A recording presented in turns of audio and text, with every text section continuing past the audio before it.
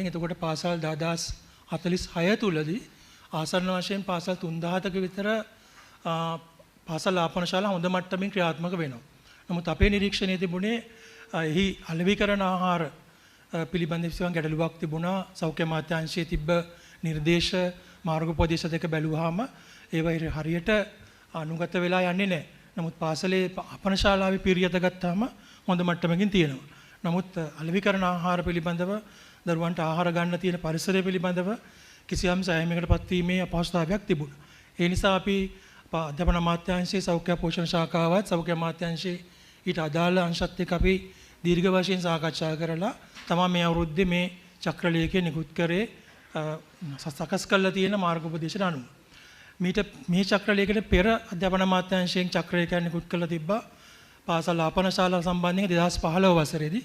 මේ 2026 වසර දැනට අවුරුදු 11ක් හරි 12ක් හරි ඉවර වෙලා තියෙනවා. එතකොට අපේ දරුවන්ගේ ආහාර රටාව, ඒගොල්ලෝ ආහාර ගන්න ක්‍රම සහ විදි, දෙමාපියන්ට තියෙන කාර්යබහුලත්වයත් එක්ක බැලුවම එයාලගේ ආහාර රටාව සම්පූර්ණයෙන්ම වෙනස් වෙලා තියෙනවා. නිසා අපි උත්සාහ කරනවා පාසල තුලදී දරුවන්ට හොඳ පෝෂණයක් තියෙන හොඳ සමබල ආහාර වේලක් ලබා දෙන්න. ඒ සඳහා තමයි මේ චක්‍රලේඛය අපි නිකුත් කරේ සෞඛ්‍ය අමාත්‍යාංශයෙන් ලබා දුන්නු තාක්ෂණික උපදෙස් අනුව. ඒත් අපි මේ චක්‍රලේඛය මගින් අරමුණු 5ක් ඉෂ්ට කරගන්න බලාපොරොත්තු වෙනවා. එකක් තමයි පාසල් සිසුන් සඳහා පෝෂණීය මෙන්ම පිරිසිදු ආහාර ලබා දෙන්න. දෙවන අරමුණ වෙන්නේ නිවැරදි ආහාර පුරුදු හා චර්යා රටා පාසල් සිසුන් තුළ ප්‍රවර්ධනය කරන්න. තුන්වෙනි අරමුණ වෙන්නේ නිසි පෝෂණ තත්ත්ව සහිත පාසල් සිසුන්ගේ ප්‍රතිශතය ඉහළ නංවා ගන්න. හතරවෙනි අරමුණ වෙන්නේ පාසල් සිසුන් බෝ නොවන රෝගවලට ගොදුරු වීම ප්‍රවණතාව අඩු කරගන්න.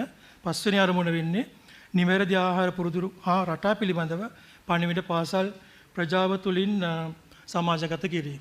දැන් වර්තමානයේ අපි සමාජ ක්‍රමයේ තිබ බැලුවොත් ඒවා ඊටම අඩු වයසෙන් මේ යන තරුණ පරම්පරාවක් අපි දකිනවා. මේ මෑතකටත් අපි දැක්කා.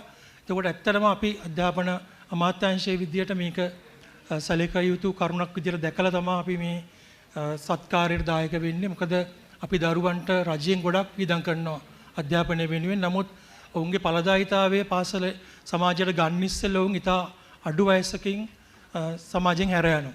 ඒකට ප්‍රධාන වශයෙන් මේ වෙලා තියෙන යාළගේ ක්‍රියාශීලී බව නැතිවීම, ගන්න ආහාර රටාව කියන එක තමයි වෛද්‍ය පරීක්ෂණ වලින් අනාවරණය වෙලා තියෙන්නේ. ඒකට මේක නිවැරදි කරගන්න නම් අධ්‍යාපන අමාත්‍යාංශය පැත්තෙන් අපිට කරන්න පුළුවන් එක කොටසක් තමයි පාසල් ආපන ශාලාව තුළදී දරුවන්ට හොඳ සමබල පෝෂණීය ආහාර වේලක් ලබා දෙන්න. ඒ සඳහා තමයි මේ 2026 අංක 3 දරන චක්‍රලේඛය අධ්‍යාපන උසස් අධ්‍යාපන වෘත්ති අධ්‍යාපන අමාත්‍යාංශයේ ගරු ලේකම්තුමාගේ අත්සනින් නිකුත් කරලා තියෙන්නේ 2026 දෙවෙනි මාසේ 3 වෙනිදා ඉඳන් මේක බලගැන්වෙනවා.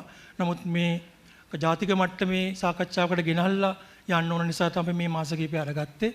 නමුත් ඉදිරි මාසවලදී අපි මේ චක්‍රලේඛය සම්පූර්ණයෙන්ම බලගන්වන්න බලාපොරොත්තු වෙනවා. ඊට පෙර අපි සීලු මුදල්පතිවරුන්ව, පළාත් අධ්‍යාපන අධ්‍යක්ෂකවරුන්ව, කලාප අධ්‍යාපන අධ්‍යක්ෂකවරුන්ව, පාසල් ගුරුවරුන්ව මේ සම්බන්ධයෙන් දැනුවත් කරලා ඒ නිවැරදිව තාක්ෂණික දැනුම දුන්නට පස්සේ අපි පාසල් නිරීක්ෂණයට අදාළ වැඩපිළිවෙලත් මේ වෙනකොට සකස් කරලා තියෙනවා.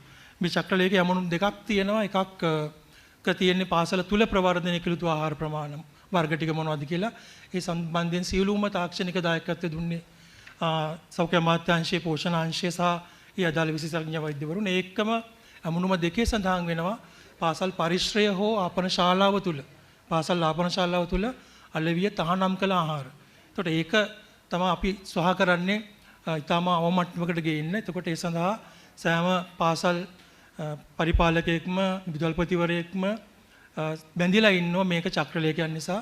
අපි රාජ්‍ය නිලධාරීන් විදියට නිකුත් කරන චක්‍රලේඛයක් උල්ලංඝනය කිරීම ඒක ආයතන සංග්‍රහයට අනුව විරුද්ධයි. එතකොට විදුහල්පතිවරයා හෝ අධ්‍යාපන බලධාරියා බැඳිලා ඉන්නවා මේ චක්‍රලේඛය ඉදිරියට කරගෙන යන්න. මම ජනමාධ්‍ය වේදීන්ගෙනුත් මෙතන ඉන්න හැමෝගෙනුත්ම ඉල්ලනවා මේ පිළිබඳ මතය සමාජයට ගෙනියන්න.